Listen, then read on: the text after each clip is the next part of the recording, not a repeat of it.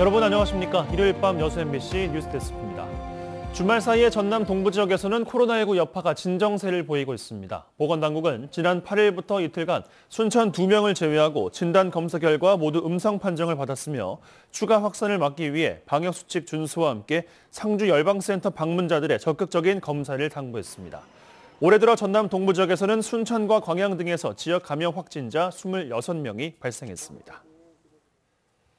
순천시가 낮술금지 행정명령을 해제했습니다. 순천시는 오늘 브리핑을 통해 일명 낮술금지 행정명령 등 정부 방역 대책보다 강화된 행정명령을 11일 0시일기에 해제한다고 밝혔습니다.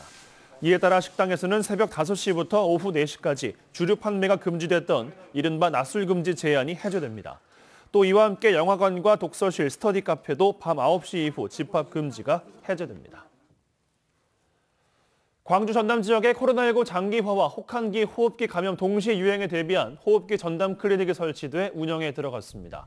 광주시에 따르면 호흡기 또는 발열 환자에게 1차 의료 서비스를 제공하는 호흡기 전담 클리닉 13곳을 지정했습니다. 전남도도 도내 22개 전 시군에 호흡기 전담 클리닉을 설치해 본격 운영에 들어갔습니다. 지역 경제의 한 축인 항만 발전을 위해 새로운 물류단체가 출범했습니다. 여수항과 광양항을 아우르는 폭넓은 논의 구조를 통해 다양한 정책을 제안할 계획인데요. 성과를 내기 위해 어떤 과제를 풀어가야 할지 김종수 기자가 정리했습니다. 부산과 인천 등 국내 항만들과 치열한 경쟁은 물론 컨테이너 물동량 감소세까지 이어지고 있는 광양항. 게다가 코로나19 여파가 장기화하면서 기업들의 수출 전망까지 어두워 불황 탈출 역시 쉽지 않아 보입니다. 이런 가운데 항만 전문가들이 머리를 맞대고 대안을 모색하면서 효율적인 정책 제시를 위한 토대가 마련됐습니다. 기존 광양항을 넘어 여수항까지 아우르는 포괄적인 논의를 담아낼 수 있게 돼 협의회에 대한 기대감을 높이고 있습니다. 국가의 항만 정책을 깊이 있게 모니터링해서 과연 이러한 정책들이 이 지역에 부합할 수 있는 것인지 그러한 것들도 특히 입주기업 80여 곳과 함께 현직 국회의원 등 각계각층이 협의회에 참여해 정책과 실무의 균형점을 맞출 것이란 분석입니다. 지역을 대표하는 항만 물류단체로서 지속성을 위한 과제도 제시되고 있습니다. 스마트 복합 항만 구축이란 공통 관심사항 못지않게 각 항만의 요구사항이 다를 수 있기 때문입니다. 이에 따라 물동량 창출을 위한 기반시설 확충은 물론 노후시설 개선과 해양관광 거점 육성이란 다양한 이해관계를 어떻게 풀어낼지도 관건입니다. 이해관계자들의 요구와 정책 이것들이 반영되는 것도 중요하고 반드시 거기서 지역사회 발전이라고 하는 이런 공동체의 미래 발전 전략과 결합돼서 건의되어지고 구현이 됐으면 좋겠다. 또 협의회를 통해 제시된 정책들이 실행될 수 있도록 지자체와 정부 등 관계기관과 소통을 유지하는 역할도 함께 요구되고 있습니다.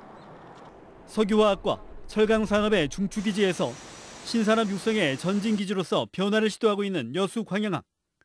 이런 흐름 속에 입주기업들의 만족도를 높이고 지역경제 발전을 이끌기 위해 협의회의 어깨가 더욱 무거워지고 있습니다. MBC 뉴스 김종수입니다.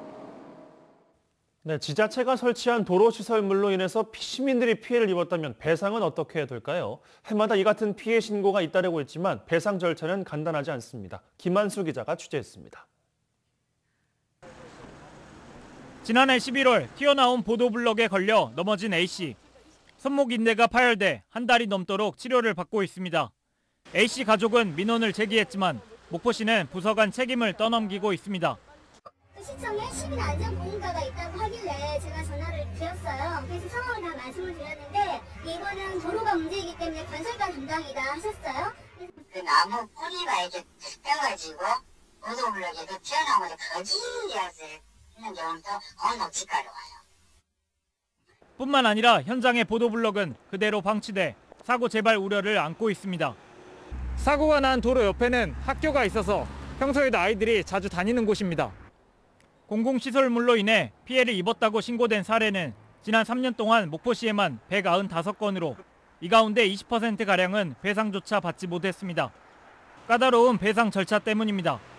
피해 당사자가 진단서, 목격자 증언, CCTV 등을 통해 직접 피해를 입증해야 합니다. 피해가 입증됐다 하더라도 치료비와 휴업 손해비 등을 포함한 피해 배상 금액 책정은 지자체와 다시 합의가 필요합니다. 사고 발생 사실에 대한 책임은, 입증 책임은 그 배상 청구인한테 있거든요. 뭔가 모럴이 있을 거다라고 의심하는 그 내용을 확인하셔서 때문에 공공시설물로 인한 피해는 있는데 배상을 받지 못하는 일이 반복되고 있습니다. MBC 뉴스 김한수입니다.